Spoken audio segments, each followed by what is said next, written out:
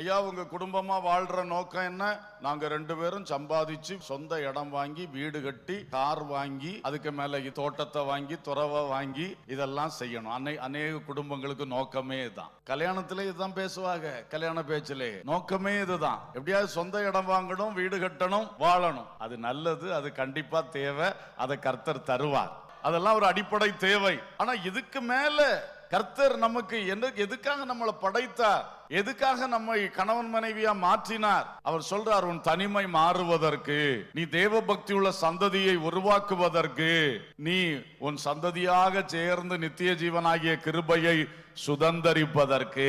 எப்ப பார்த்தாலும் குடும்பத்துக்கா ஜோமனும் போது இந்த தேவ நோக்கங்கள் உங்க கண்ணு முன்னால நிக்கட்டும். தேவ நோக்கத்துக்கு மாறா நம்ம இன்னொன்னு செஞ்சிட்டு இருந்தா பிரயோஜனம் இல்லை. தேவ நோக்கத்துக்கு நேர காரியங்களை செய்யும் பொழுது அவர் அதையும் வாய்க்க பண்ணி இவ்வுலகத்தின் நன்மைகளையும் தானாய் தருவார்.